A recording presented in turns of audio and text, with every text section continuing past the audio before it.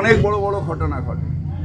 Supreme court বন্ধ করে দিয়েছে বুলডোজার দিয়ে সব সংখ্যালঘুদের সম্পত্তি ভাঙা। বলবো যে যারা এখানে করছেন তারা নিজেদের জাহির না করে যদি সত্যি ওয়াকফ বিলের বিরুদ্ধে হয় যান দিল্লিতে গিয়ে প্রোটেস্ট করুন। এখানে প্রোটেস্ট করে কী হবে? এখানে তো মুখ্যমন্ত্রী বলেছেন যে ধর্মনিরপেক্ষতার স্বার্থে আমরা কোনো রকম এরকম কোনো করবো না যেটাতে কোনো ধর্মের আঘাত হয়। আর এবং সবথেকে বড় কথা এটা, ওয়াকফ বিল নিয়ে মুসলিম সম্প্রদায় যত না লড়ছে তার থেকে বেশি কিন্তু ধর্মনিরপেক্ষ হিন্দু সম্প্রদায় তার থেকে বেশি লড়ছে। পার্লামেন্টে যারা ওয়াকফ বিলের বিরুদ্ধে ভোট দিয়েছিল তাদের মধ্যে বেশিরভাগই হচ্ছে হিন্দু সম্প্রদায়ের মানুষ। এখানেও যখন সুপ্রিম কোর্টে দাঁড়াবে তখনও কিন্তু শুধু মুসলিম সম্প্রদায় না, সব সম্প্রদায় যারা ধর্মনিরপেক্ষ হিন্দু সম্প্রদায়ের মানুষ তারাই কিন্তু ওয়াকফ বিলের বিরুদ্ধে সুপ্রিম কোর্টে যাবে।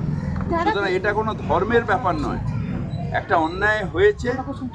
একটা কনস্টিটিউশনাল যে বাবা সাহেব আম্বেদকরের যে কনস্টিটিউশন সেটার অবমাননা করেই বিলটা হয়েছে, সেটার বিপক্ষে সুপ্রিম কোর্টে মানুষ গেছে।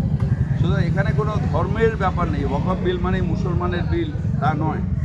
ওয়াকফ বিল একটা কনস্টিটিউশনকে ভিত্তিটাকে নষ্ট করার বিল, যেটা নিয়ে সবাই ধর্মনিরপেক্ষ পুরো সোসাইটি লড়াই।